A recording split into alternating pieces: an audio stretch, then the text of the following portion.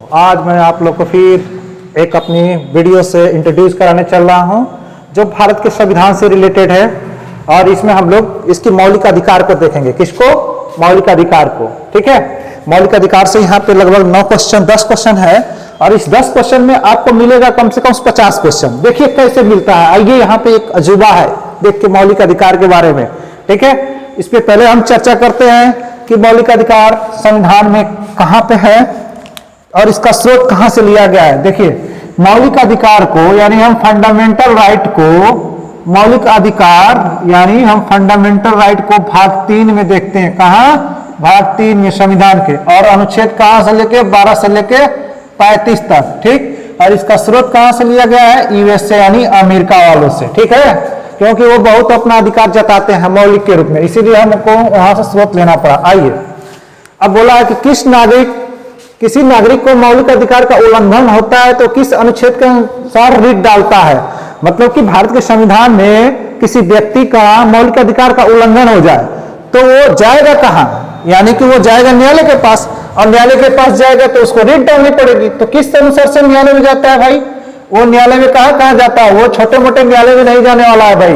वो जाएगा कहां? सुप्रीम कोर्ट में और हाई कोर्ट में। ठीक, अब सुप्रीम कोर्ट में जाएगा तो अनुच्छेद 32 के अनुसार से, और हाई कोर्ट में जाएगा तो 226 अनुच्छेद के अनुसार से।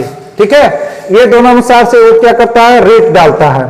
अब बात है कि भारतीय संविधान में किस अनुच्छेद के अंतर्गत जीने का अधिकार दिया गया है। देखिए, ये बताता है अनुच्छेद 21।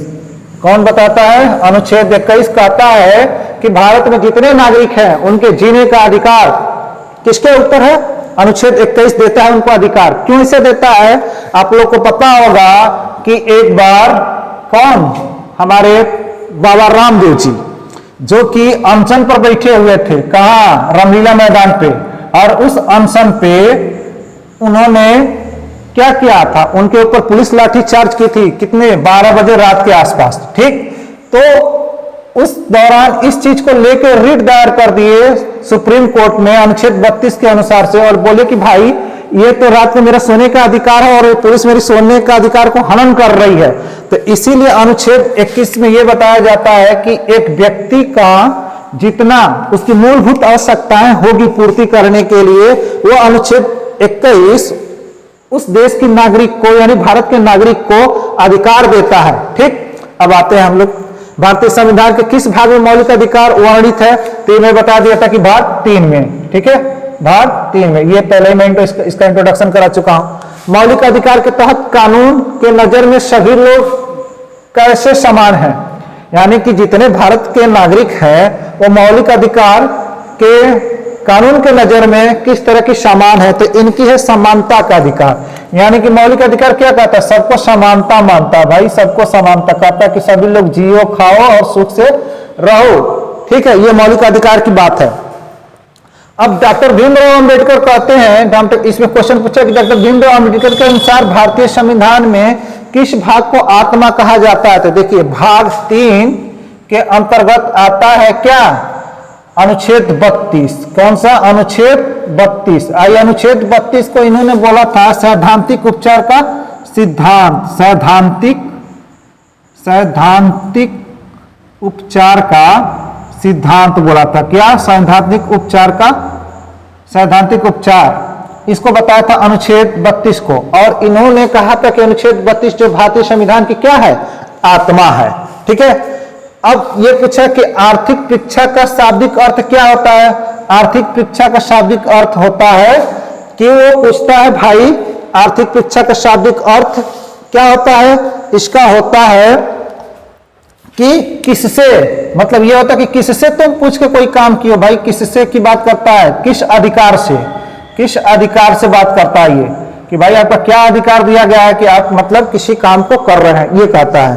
ठीक है, आइए, मौलिक अधिकार कितने प्रकार के हैं। तो मौलिक अधिकार कितने प्रकार के हैं? कुल मिलाकर 6 प्रकार के हैं। 6 प्रकार के हैं। 6 प्रकार के अधिकार कौन कौन से हैं? देखिए जरा, इन पे भी चर्चा करते हैं।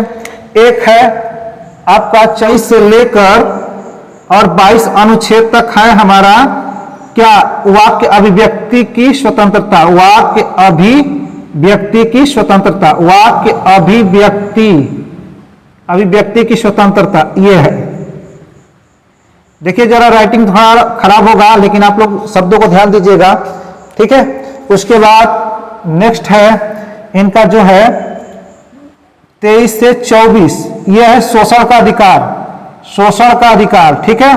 फिर उसके बाद आते हैं 25 से लेकर आप 28 तक आ जाएंगे तो यह है धार्मिक अधिकार। क्या है? धार्मिक अधिकार। फिर आप 29 और 30 में आ जाएंगे तो यह अल्पसंख्यक वर्गों का अधिकार है, अल्पसंख्यक वर्गों के अधिकार है, वर्गों के अधिकार है। और उसके बाद हम अनुच्छेद 32 के बोल रहे हैं तो वो सैद्धांतिक उपचार का अधिकार है, सैद्धांतिक उपचार का अधिकार है। तो इस तरह से हमारे 6 अधिकार हैं, ठीक है। अब आइए अनुच्छेद 32 में पूछा है, जिसको डॉक्टर भीमराव अंबेडकर मानते हैं संविधान की आत्मा, वहां पे कहे हैं कि भाई जो हम हाई कोर्ट और सुप्रीम कोर्ट में रिट डालते हैं अनुच्छेद 32 और अनुच्छेद 226 के अनुसार ये सुप्रीम कोर्ट है और ये हाई कोर्ट है, ठीक है।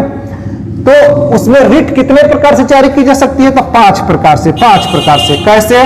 एक होता है बंदी प्रत्यक्षीकरण, एक बंदी